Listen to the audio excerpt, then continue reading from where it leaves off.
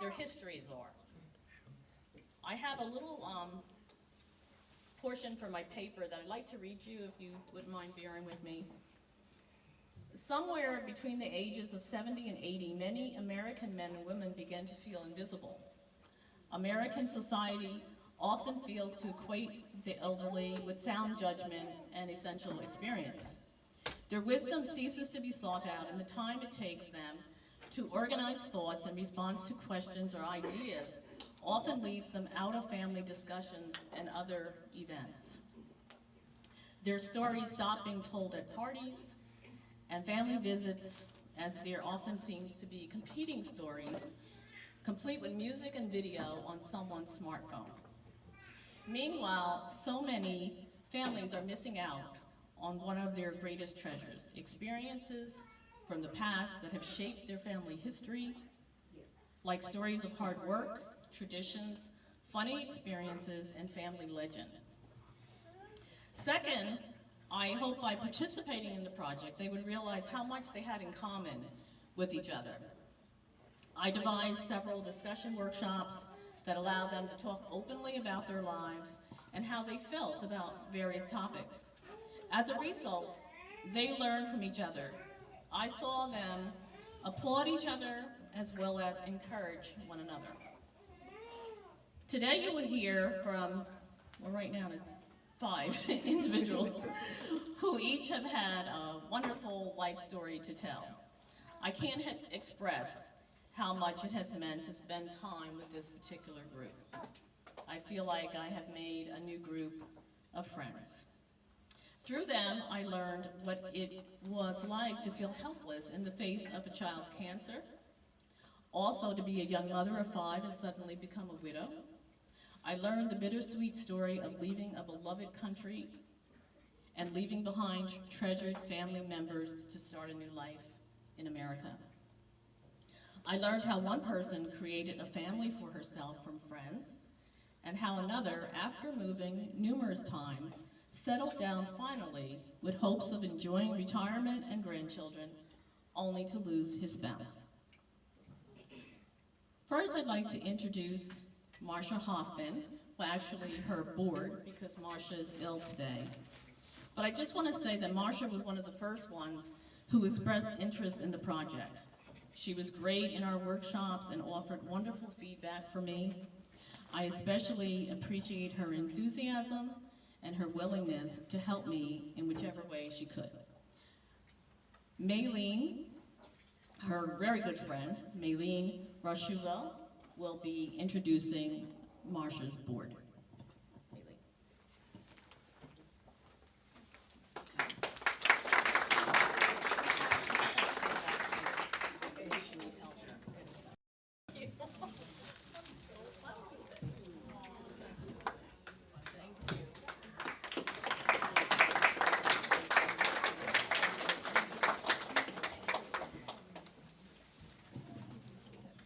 Okay, I gotta try to get my mom to come up here somehow, some way. I'll start talking and you start walking. My mom, Lilian, is the mother of 8 children, 24 grandchildren, and 20 great-grandchildren. So if any of you at the Wesleyan wonders why she enjoys so much time alone, well, there you go. Our family home is located just a few blocks from here, right next to the Soul Kitchen. You need your walker? There you go. Okay. Having 8 kids,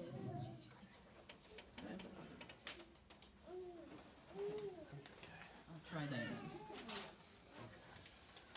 Having 8 kids did not stop my father's brother from requesting that his 2 preteen boys from the inner city of New York spend their summer with us.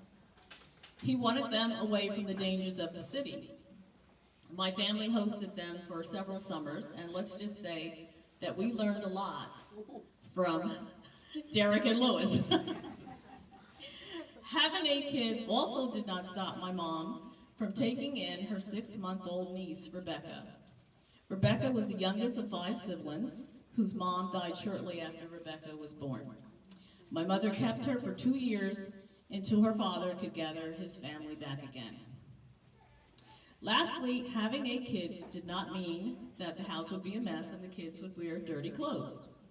My mom was one of those folks who actually believed that the Bible said, cleanliness is next to godliness. It doesn't.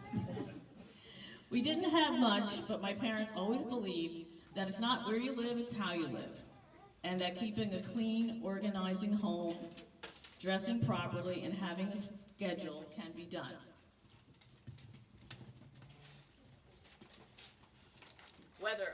Can be done, whether you are poor or wealthy.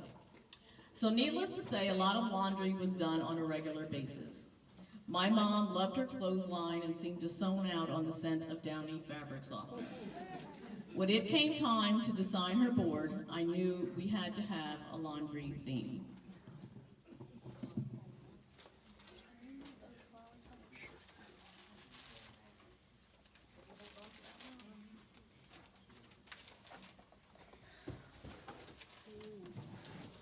So here we go. My mom did a lot of this work, and I'll tell you what she actually did. She had to go through all of our family newsletters and find out the month and the date of every child, grandchild, and great-grandchild. And then I pinned them on the clothesline. In the upper left-hand corner, you'll see photos from her early life of my father, who died in 2000. And I just stole a lot of Google images of people hanging clotheslines because I knew she'd get a real rush out of that. We also have over here a little family history. My mom's great-grandfather was chief of the Sandhill Band Indians, a Cherokee tribe. Grandfather was chief of the Sandhill Band Indians, they were located in Neptune, New Jersey, where the high school, the Neptune High School, actually is right now. There's some photos here of my grandparents, my mother at the Monmouth County Cotillion, and some other family photos here. And Rebecca's at the corner down there. We have some more family photos. But it was a pleasure working on this for my mom, and I'm just happy that I can say in a couple of weeks, here's your Mother's Day gift. So, and you know, I especially just felt so blessed to be able to be here more and spend more time, you know, with her here. The Wesleyan was gracious enough to let me hang out on the 2nd floor, which is right by my mom's apartment, so we were able to have lunch together most days and that sort of thing. And you smell like Downy now. So anyway, this is Lilian's, and I hope that you will take some time and look at it in depth and ask her questions. Ask everybody questions. Okay, we have one more. Okay, can you make it back?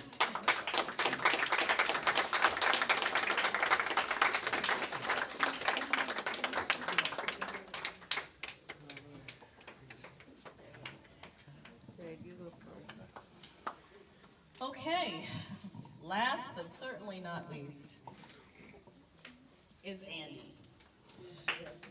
I fell in love with Andy. And I'm so proud of his board. He developed the idea himself, and he worked diligently collecting his photos. I think probably every day for the first couple weeks he was running down to the office and asking them, you know, can you make this smaller? Can you make this bigger? You know, and he would give me all his notes, and I would go home and type them all up, and then he would look at them and he's like, what were you, drunk when you were typing them? Because I'd always make mistakes typing it. I think on one of his houses he said we didn't have a garage, and I wrote we didn't have grapes. I don't know. So, anyway, I learned so much about his family, most of who are sitting right here, and his love for them. And he he just never tired, and I never tired hearing about all the little stories about his family. And as he's going through all his photos, he would, you know, have all these stories about something. And so we'd glue a picture, and then 15 minutes would go by before we could glue another picture because he had all these stories to tell about it. And he was definitely the class clown, but never mean-spirited. And I love that because, you know, so many people can be funny, but sometimes they can be a little mean in that humor. And he just was so loving and just funny guy, very witty. His eyesight is very poor, and that's why, you know, he really had to work. I mean, you'll see pictures where he is like inches from something, but he was determined to do it himself. And he just worked so hard, and I'm so proud of him. And his humor mixed with his gentleness made coming here a true pleasure. Andy.